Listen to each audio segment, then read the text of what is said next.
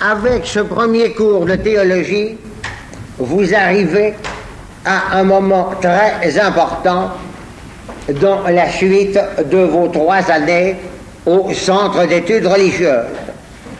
Car les 2 premières années n'étaient qu'une préparation et une introduction. Le but et l'essentiel de l'enseignement du Centre d'études religieuses, c'est la 3e année de théologie. Et je voudrais, pour introduire cette 3e année de théologie, vous montrer que la nature de notre travail va changer profondément par rapport au travail que vous avez fait pendant les 2 premières années. Je vais vous montrer qu'avec la théologie, c'est une forme tout à fait nouvelle de travail que nous abordons maintenant. Et pour cela, je vais vous montrer 3 différences essentielles entre l'enseignement des 2 premières années et l'enseignement théologique que vous allez avoir maintenant. Premièrement, pendant les 2 premières années, nous avons étudié des vérités naturellement connaissables. C'est-à-dire que l'intelligence humaine est par elle-même capable de découvrir, de prouver et de vérifier, grâce aux moyens naturels de connaissance que possède notre nature humaine, l'expérience et le raisonnement. Et pour reconnaître ces vérités, il suffisait de bien user de sa raison humaine. Et elles étaient accessibles aux non-chrétiens et aux incroyants, pourvu qu'ils usent bien de leur raison humaine. De sorte que pendant les 2 premières années, quand j'affirmais quelque chose, je vous disais, j'affirme que cela est vrai parce que je le prouve par l'expérience ou le raisonnement. En théologie, nous allons étudier des vérités dont nous n'avons par nous-mêmes aucun moyen de savoir si elles sont vraies ou fausses, et que nous ne connaissons que parce que Dieu nous les a révélées et en adhérant par la foi à cette révélation divine.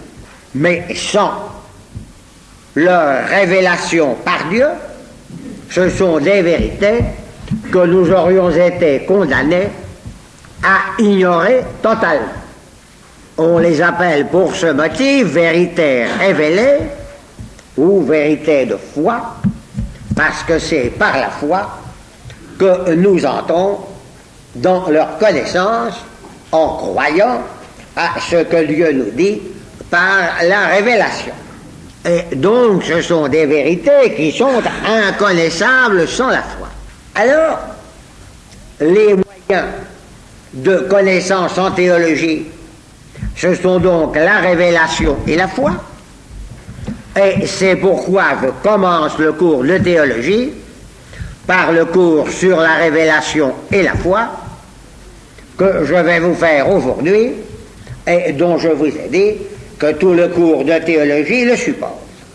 Le travail de la théologie va donc être un travail de réflexion de notre intelligence humaine sur des vérités qui nous sont fournies par la révélation et que nous connaissons en les croyant par la foi. La théologie est une science parce qu'elle est un travail de notre intelligence humaine. Le suffixe logis indique qu'il s'agit d'une science, mais c'est un travail de notre intelligence humaine sur un donné révélé qui nous est fourni par la révélation. Donc, dans le cours de théologie, je ne vous dirai plus, comme dans les 2 premières années, J'affirme que ceci est vrai parce que je le prouve par l'expérience ou par le raisonnement, mais je vous dirai maintenant, j'affirme que ceci est vrai parce que cela est dit par tel texte de l'Écriture sainte ou par tel texte de l'autorité enseignante de l'Église. Et ceci revient à dire que la théologie suppose la foi. Et il ne peut pas y avoir de théologie sans l'adhésion de la foi aux données révélées qui nous est fournie par la révélation. Puisque c'est en supposant vrai ces données révélées, en le croyant vrai par la foi, que la théologie peut réfléchir à son sujet. La théologie est donc une science qui a sa source dans la foi, qui jaillit de la foi comme de sa source. Elle est l'œuvre de la foi, réfléchissant sur son propre contenu. Elle est travail de l'intelligence, en ce sens que l'intelligence y prend conscience du contenu de la foi et s'en pénètre. Mais c'est un travail de l'intelligence qui a sa source dans la foi. C'est animé par la foi qui a sa vie dans la foi. De sorte qu'on ne peut pas faire de théologie en dehors de la foi. La science théologique est l'œuvre de la foi et suppose la foi. Et il faut insister là-dessus, parce qu'il y a aujourd'hui des modernistes qui se prétendent théologiens parce qu'ils appliquent leur intelligence à examiner le donné de foi. Mais c'est pour critiquer et contester ce donné de foi auquel ils n'ont pas donné leur adhésion. Eh bien, ils ne sont pas théologiens. C'est un mensonge quand ils se prétendent théologiens. Il n'y a de théologie, c'est-à-dire de travail de l'intelligence pour réfléchir sur le contenu de la foi, qu'à partir de cette foi, qu'à partir de l'adhésion de la foi aux données révélées. Il faut que le donné révélé soit accepté par la foi qui adhère à ce que Dieu nous dit pour qu'il y ait réflexion sur ce donné révélé par la théologie. Donc la théologie ne peut pas discuter, ne peut pas mettre en question le donné de foi. Le donné de foi, ce sont des vérités que nous ne pouvons par nous-mêmes ni découvrir, ni prouver, ni vérifier, acceptées par la foi telles que Dieu les enseigne. C'est à partir de là que notre intelligence pourra réfléchir sur elle, mais ça suppose la foi. Sans la foi, il n'y a pas, et il ne peut pas y avoir de théologie. Le mot théologie signifie science de Dieu. Mais ce n'est pas la science de Dieu que nous avons vu à la fin du cours de philosophie de première année, dont nous sommes naturellement capables par l'usage naturel de notre intelligence humaine. Si le mot théologie veut dire science de Dieu, cela veut dire la science que Dieu a de lui-même et que Dieu nous communique par la révélation. Donc, la théologie est une participation de notre intelligence humaine et selon sa manière de réfléchir, mais une participation à la science que Dieu a de lui-même et à laquelle nous participons en y adhérant par la foi. C'est pourquoi la théologie est formellement divine, puisqu'elle nous fait participer à la science que Dieu a de lui-même et qu'il nous communique. Elle est par là essentiellement surnaturelle parce qu'elle a sa source dans la foi, dont je vous montrerai tout à l'heure le caractère essentiellement surnaturel. C'est pourquoi, au Moyen-Âge, la théologie était appelée, je l'ai écrit au tableau, Sacra Doctrina. Doctrine sacrée. Elle est quelque chose de sacré, parce qu'elle est quelque chose de divin, qui nous est donné par la théologie est vue de la foi, prenant conscience de son propre contenu en réfléchissant sur lui. Et en ce sens, tout chrétien doit être théologien. Bien sûr, pour donner à la science théologique tout son approfondissement, toute sa précision, toute sa rigueur, il faut des théologiens spécialisés, qui aient cette vocation, qui se consacrent à cela et qui sont doués pour cela.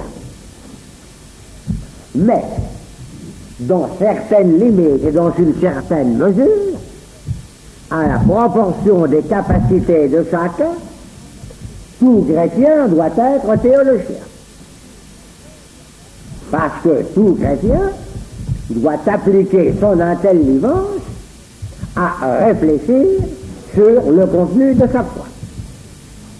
Chaque fois qu'un chrétien applique son intelligence à réfléchir sur un texte de l'Évangile pour le mieux comprendre, il fait un travail théologique. Et vous voyez que ceci est indispensable à tout chrétien.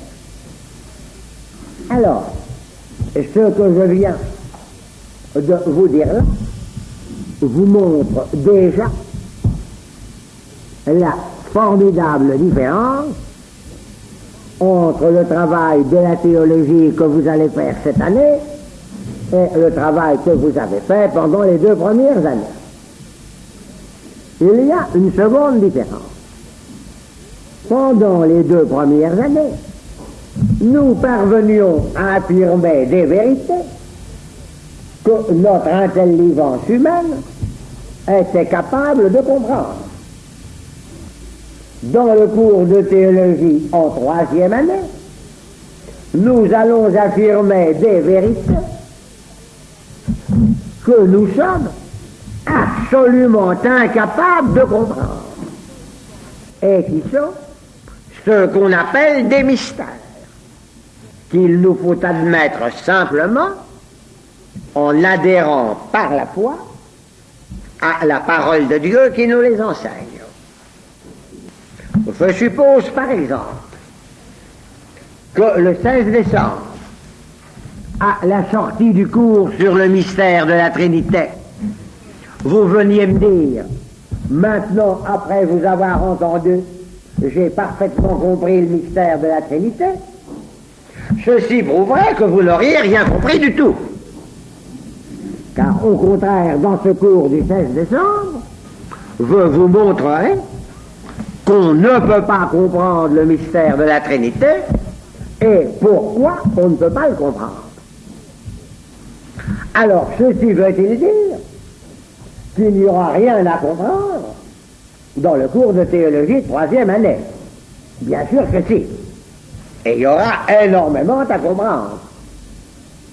Mais ce que vous aurez à comprendre, ce ne sont pas les mystères révélés qui sont incompréhensibles, mais c'est la signification des formules dans lesquelles ces mystères nous sont révélés.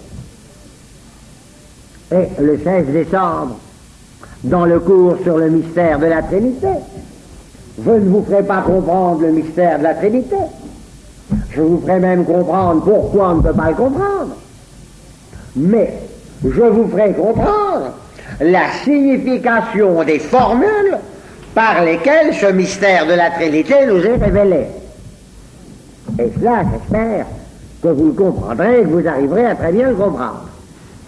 Nous aurons aussi à montrer que si les mystères révélés nous sont incompréhensibles, Ils n'ont pourtant en eux rien de contradictoire ou d'absurde, rien qui contredise notre raison.